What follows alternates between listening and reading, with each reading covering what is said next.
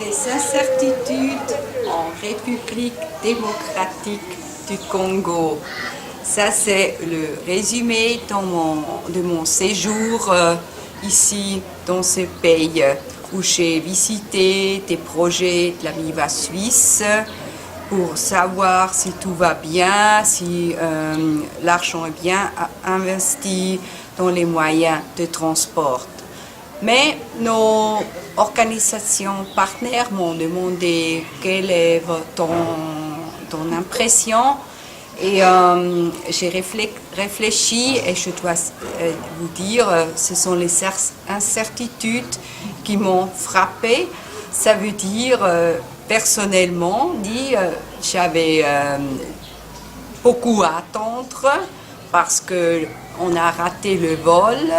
Le vol a été annulé sans information en avant. On a eu même beaucoup d'embouteillages. J'ai remarqué que le temps ici, en République démocratique du Congo, a une autre signification que chez nous. On peut planifier un voyage, mais ça vient autrement. Il doit accepter cela. Ça, c'est personnellement, ce sont mes impressions. Mais j'ai aussi remarqué que l'infrastructure ici est assez mal, c'est mauvaise. On n'a presque pas dans les villages de l'électricité, pas de l'eau coulante. On a beaucoup de maladies de progrès et on a beaucoup des problèmes avec toute l'infrastructure, avec les moyens de transport.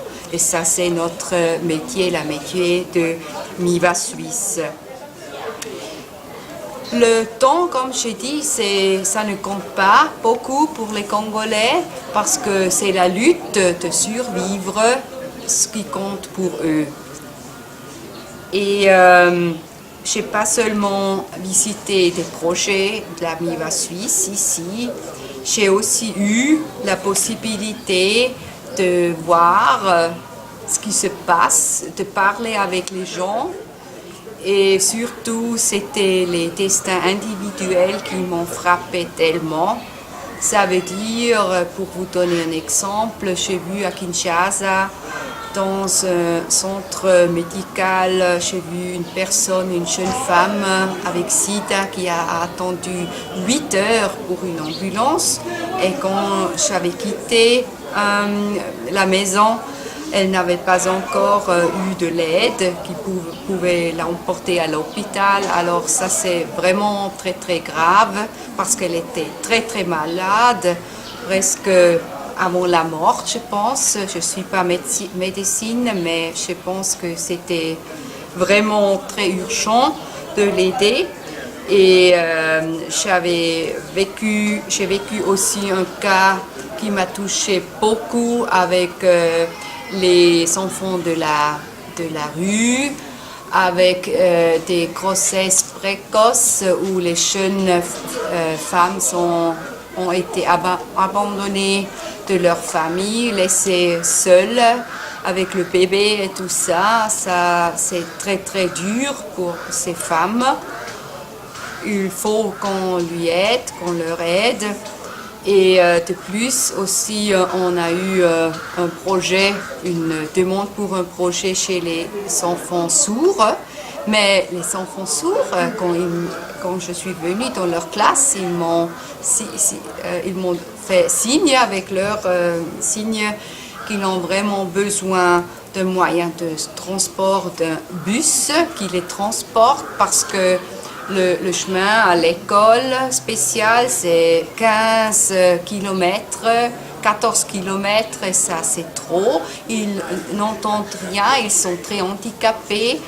Même dans leur famille, on ne le veut pas, on les cache comme ça. Ça, c'est une autre attitude que j'ai constatée, ce qui existe ici.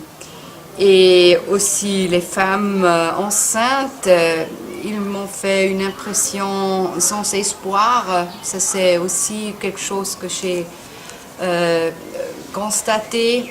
Et le cas le plus pire, parce que j'avais beaucoup de difficultés avec mon sommeil après, c'était le cas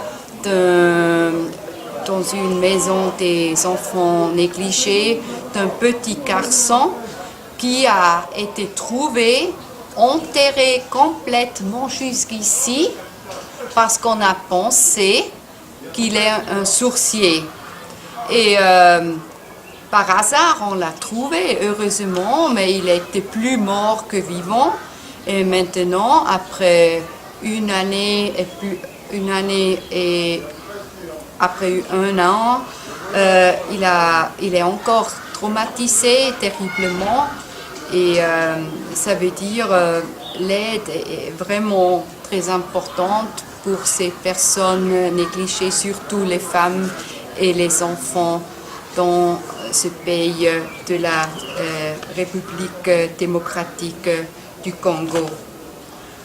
Alors, le facite que je peux, le résumé que je peux faire, les incertitudes avec cela, les Congolaises peuvent vivre, ils doivent vivre avec cela, mais nous pouvons leur aider avec les moyens de transport, parce que avec la mobilité, on prend de développement, on leur donne la possibilité de développement d'une meilleure vie, qui ont tout mérité, je pense.